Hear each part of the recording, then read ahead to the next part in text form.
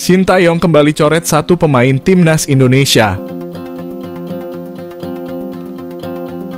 Yance Sayuri harus menerima kenyataan tak jadi masuk skuad timnas Indonesia untuk TC jelang Piala Asia 2023. Bintang PSM Makassar itu pun mencurahkan perasaannya di media sosial. Yance Sayuri tidak jadi berangkat bersama timnas Indonesia ke Turki dan telah meninggalkan Jakarta pada hari yang sama. Sintayong terpaksa memulangkan Yance Sayuri dari timnas Indonesia.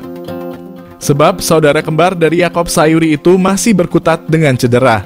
Yance Sayuri menyusul bek Persib Bandung, Rachmat Irianto, yang telah lebih dulu digugurkan Sintayong dari timnas Indonesia karena penyebab yang sama. Sebelum sempat merapat ke timnas Indonesia, Yance Sayuri sudah absen membela PSM Makassar. Tanpa Rachmat Irianto dan Yance Sayuri, timnas Indonesia berkekuatan 28 pemain untuk training camp di Turki. Sintayong menargetkan timnas Indonesia dapat lolos ke babak 16 besar Piala Asia. Keinginan itu terbilang berat karena skuad Garuda adalah peserta grup D paling lemah secara ranking FIFA. Mengapa Sintayong tidak bawa Stefano Lillipali ke timnas Indonesia? Pelatih timnas Indonesia Sintayong tak ragu mengakui kualitas Stefano Lillipali sangat oke di Liga 1. Tapi menyebut fisiknya kurang oke buat timnas Indonesia. Nama Stefano Lillipali kembali ditepikan Sintayong di timnas Indonesia untuk pemusatan latihan menjelang Piala Asia 2023. Tak ada nama pemain berdarah Belanda Indonesia itu di daftar 29 pemain yang dipanggil. Padahal Stefano Lillipali sedang bagus-bagusnya di Liga 1 dengan memuncaki daftar penyumbang assist terbanyak yakni 9 kali. Ia juga sudah mencetak 9 gol yang sedikit banyak membantu Borneo Football Club Samarinda kokoh di puncak klasemen Liga 1. Tapi kondisi tersebut tak membuat goyah Sintayong dengan tetap memanggil pemain-pemain reguler yang biasa ia panggil. Tak ada nama kejutan yang muncul, kebanyakan yang dipanggil adalah nama-nama yang sudah biasa menghiasi Garuda di era Sintayong. Salah satu pemain yang dipanggil dan mengundang pertanyaan adalah Syahrul Trisna. Musim ini, kiper Persikabo itu hanya bermain 9 kali. Tapi Syahrul jarang ditepikan Sintayong di timnas Indonesia. Syahrul dipanggil bersama 2 kiper reguler lainnya, yakni Muhammad Riyandi dan Hernando Ari. Namun Sin pun menuturkan Syahrul adalah pemain yang sangat tenang saat pertandingan. Media Vietnam soroti peringatan AFC kepada timnas Vietnam soal kapten timnas Indonesia Asnawi Mangku Alam. Peringatan Federasi Sepak Bola Asia kepada timnas Vietnam soal kapten timnas Indonesia Asnawi Mangku Alam. Baru-baru ini AFC mengulas kualitas dari Asnawi Mangku Alam jelang Piala Asia 2023. Skuad Garuda julukan timnas Indonesia dan Vietnam sudah mengetahui kekuatan satu sama lain, tentunya. Sebab kedua tim sering bertemu di kancah sepak bola Asia, Piala AFF. Namun, kini persaingan kedua negara dibawa ke level Asia. Ya, timnas Indonesia dan timnas Vietnam bakal berada dalam grup yang sama di Piala Asia 2023, yaitu di grup D. Kedua negara juga berada segrup dalam putaran kedua kualifikasi Piala Dunia 2026 zona Asia yang telah dimulai pada November lalu.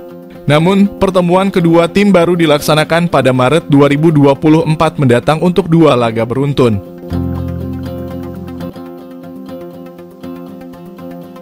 Asnawi Mangku Alam menjadi sosok yang disorot oleh AFC menjelang Piala Asia. Media Vietnam, The Tao 247 pun memperingatkan timnas Vietnam mengenai bek kanan Jeonnam Dragons tersebut. Timnas Indonesia akan menghadapi Vietnam pada pertandingan kedua di fase grup Piala Asia 2023. Kemudian, kedua tim akan bertemu lagi untuk 2 pertandingan kualifikasi Piala Dunia 2026 zona Asia.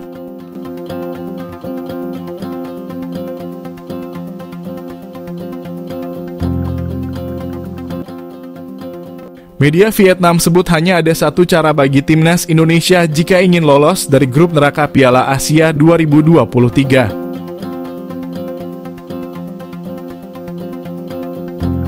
Seperti diketahui, kurang lebih 1 bulan dari sekarang, turnamen Piala Asia 2023 resmi digelar. Ajang 4 tahunan itu akan dilangsungkan di Qatar pada 12 Januari hingga 10 Februari 2024. Untuk pertama kalinya dalam 16 tahun terakhir, skuad Garuda berhasil lolos ke turnamen tersebut. Terakhir kali tim Merah Putih berlaga di ajang tersebut yakni pada tahun 2007. Itu pun mereka menjadi tuan rumah bersama turnamen tersebut. Sayangnya jalanan terjal harus dihadapi skuad Merah Putih pada edisi 2023 ini. Pasalnya, skuad Garuda masuk ke dalam grup yang tergolong berat. Timnas Indonesia bergabung ke dalam grup D bersama Jepang, Vietnam, dan Irak. Jelas babak penyisihan grup nanti tidaklah mudah untuk dilewati anak asuh Shin Tae-yong. Di lain sisi, PSSI tetap memberikan target kepada timnas untuk lolos dari babak penyisihan grup. Jika melihat regulasinya, Indonesia memang memiliki kesempatan lolos yang cukup besar. Berdasarkan regulasi, ada 2 tim teratas alias juara grup dan runner-up yang langsung otomatis melaju ke babak selanjutnya. Selain itu, akan ada 4 tim yang berstatus sebagai peringkat ketiga terbaik di masing-masing grup yang lolos ke 16 besar.